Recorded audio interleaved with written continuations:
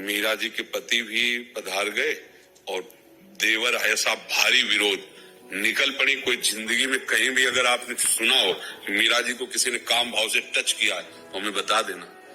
गिरधर का छत्र छाया कृपा का बना रहता, कोई ऐसे थोड़ी सीम की चाप सके को तासु बड़ रखवार रमापति जासु।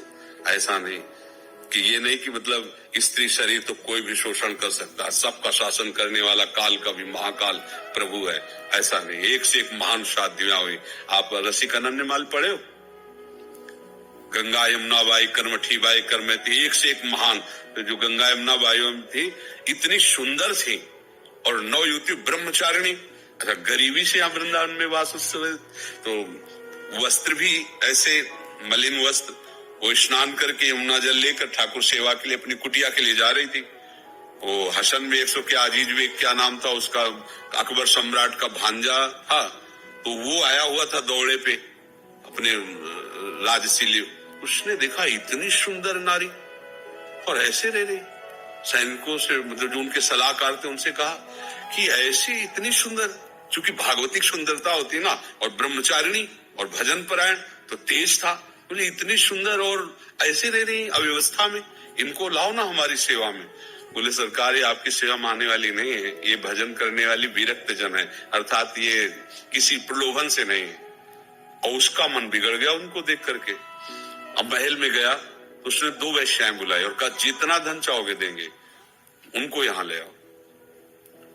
अब बाई जी को अगर प्रभावित कोई कर सकता है तो भगवत चर्चा, वो बड़ी चतुर थी वैश्याएं, आई और ठाकुर जी की चर्चा करना और सुनना और प्रणाम। अब रोज आने लगी। अब जब रोज आ पाओ तो एक परिचय हो जाएगा, फिर 2 दिन 4 दिन एकदम गोल हो जाओ, फिर आ पाओ तो क्या आपका स्वास्थ्य खराब था, क्या आप क्यों नहीं? ऐसे ही उन्होंने किया। तो उन्होंने पूछा कि आपका स्वास्थ्य खराब था, आप क्यों नहीं आई? तो उन्होंने कहा कि हमारे यहाँ एक बहुत बड़े संत आए हुए, हम उनकी सेवा में थे और मुझे लगता है आपको भी दर्शन करना चाहिए। पहले उनका नहीं, सब संतों की कृपा से भजन चल रहा है वृंदावन से जाने। बोले मथुरा पास ही तो हम लिवा चलेंगे, बहुत सुंदर चर्चा होती भगवत चर्चा, और आप चलो, आप देखो प्रसन्न हो जाओगे, मेरी मित्रता के कारण चलो। तो संत हृदय उनका स्वीकृति दे दी। नई अवस्था थी, भजन में डूबी हुई। जी गई तो महल में बताया कि यहाँ तो उनको लगा कि संत का महल और झोपड़ी से बराबर रहता है, जहाँ प्रभु रख दे। जैसे तो शायद होंगे धनी मानी जन, उनका आदर करके अंदर रख ले। जो ये अंदर हुई तो बाहर से साकर लगा दी। और अंदर जब प्रवेश तो देखा वही उनका भांजा खड़ा हुआ था। दृष्टि देखते, काम की दृष्टि और सामान्य दृष्टि में अंतर होता है। माताओं बहनों में इतनी विवेक शक्ति होती है, एक दृष्टि में पहचान लेंगे गंदी दृष्टि से देख रहा है या अच्छी दृष्टि से देख रहा है। उन्होंने देखा और उनका सुनो, बड़े प्यार से कहा ये जीवन राधा वल्लभ लाल को समर्पित है, आगे कदम मत बढ़ा देना, नहीं तो तुम्हारा अमंगल हो जाएगा, तुम हमारा तो कुछ नहीं कर सकते। और वो राज वैभव से, अब उसको कोई भय थोड़ी था, कोई ज्ञान तो था नहीं। जे आगे बड़ा आंख मूंदा और श्री हरिवंश श्री हरिवंश श्री हरि। सामने बबर शेर प्रकट हो गया, दहाड़ बेहोश हो गया, पैजामा गीला हो गया उसका। और बाई जी अंतर ध्यान यहाँ वृंदावन में अपनी कुटिया में, बहुत भार ऐसा भयानक भय, वो आंख खोले तो डरे, आंख खोले तो डरे।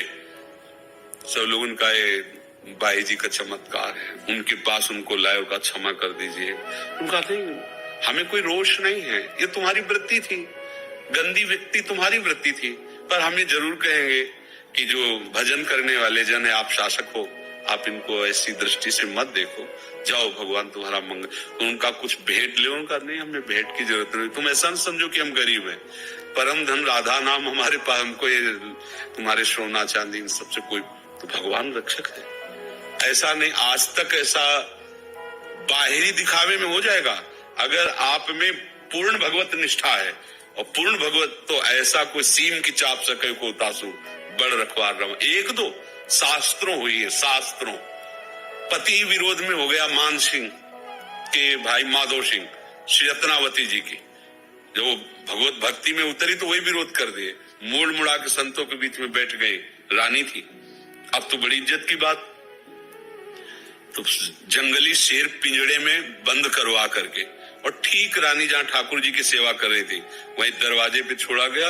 वो ऊपर बालकनियों में चढ़े हुए सब वो सैनिक देख रहे थे जो लाए थे सिंह को, और जे ही उनका पिंजरा खोला गया, सिंह दहाड़ कर निकला, तो दासी जो उनकी सेवा में, उनका महारानी शेर, उन्होंने मुड़ के देखा, बोले सिंह नहीं नरसिंह, मेरे भगवान आ रहे हैं। वही पूजा की थाल लेकर नजदीक गए, तिलक लगाया, आरती की, माला पहनाया, गाय के बछड़े की तरह खड़ा रहा हो शेर, और बस घूमा, मारी छलांग, तो जो लाए थे ना बालकनियों में खड़े थे, फाड़ के फेंक दिया सबको और निकल गए। कोई ऐसा कैसे हो सकता है? हाँ, हमारी शरणागति ठीक नहीं है, हमारे आचरण ठीक नहीं है, तो बाहरी दृश्य में आप कह सकते देखो ये संत है, या ये देखो वो घटना हो गई, उसकी आंतरिक वृत्ति भगवान देखते हैं। आज तक कभी ऐसा नहीं हुआ कि कोई भगवान के मार्ग में चले और अनाथ जैसा उसका व्यवहार हो जाए। इस बेस का दुरुपयोग करेंगे, अंदर से हम गलत होंगे, तो चौड़े पे हमें दंड मिलेगा, भले हम उसमें निरपराध हों जिसमें दंड मिल रहा है, समझना। बाहर से लग रहा है बिल्कुल 100% नहीं किया, लेकिन वो भीतर का जो पाप है ना, वो चौड़े पे बिना अपराध के अपराधी मानकर दंड दिया जा रहा है। भगवान के विधान में कहीं कमी नहीं, पक्का समझ लो, ये बाहरी व्यवहार अलग है। तो जब तक माता पिता है तो उनके अनुशासन में रहकर भजन करो, और फिर आगे ठाकुर जी का भरोसा है। तो ऐसा नहीं कि वृद्ध हो जाएगा तो फिर कौन देखेगा, आगे ये नहीं रहेंगे तो कौन देखा, वो तो प्रभु ही देखते हैं ना। अब हम बच्चापन से निकले थे 13 वर्ष से, आज तक हमारा कौन सहयोगी, वही तो सहयोगी है, उनके सिवा हमारा किसी से परिचय नहीं। सब देखो व्यवस्था उन्हीं की तो है, हम क्या लाए थे, हम क्या जानते थे किसी को, सब उन्हीं के संबंध से तो है, सब उन्हीं को तो जानते हैं। तो ऐसा विश्वास भी न करे कि आगे क्या होगा। नहीं, विश्व का भरण पोषण करने वाले भगवान अपने जनों की ऐसी व्यवस्था, अगर आज जो हमारी व्यवस्थाएं न होती तो हमारी जानते हो कितनी दुर्गति होती। पीछे आज के 10-12 वर्ष पहले हम वही खा सकते थे जो मांगते हैं, जो मांग के लाए वही, अगर मांगने नहीं गए तो भूखे पड़े रहते थे कुटिया में।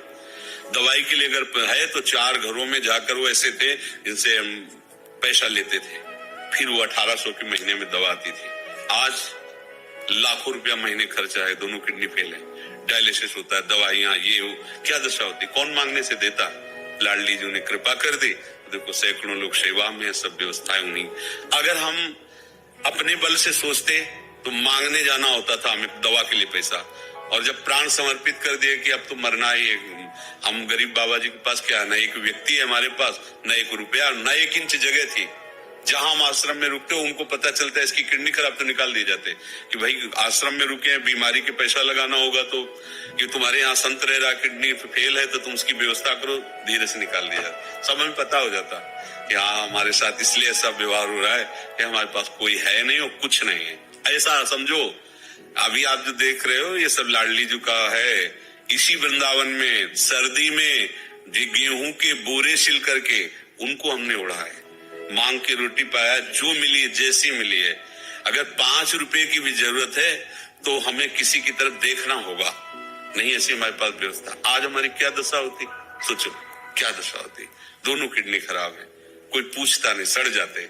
पर प्रभु उनको जब जो आवश्यकता, जब उनको ये करवाना था तो ऐसा, जब आज है तो ऐसे गोद में रखते हैं बच्चे, सब जवान बच्चे हैं, गोद में ऐसे रखते हैं, मतलब पानी एक पिला रहा तो मुंह एक पूछ रहा। कैसे तुम्हें बताएं ये सब कितना प्यार करते हैं। कौन प्यार कर रहा है? मेरे प्रभु, वही स्वरूपों में प्यार कर रहे हैं। मांगने से कोई 100 रुपया थोड़ी देता है।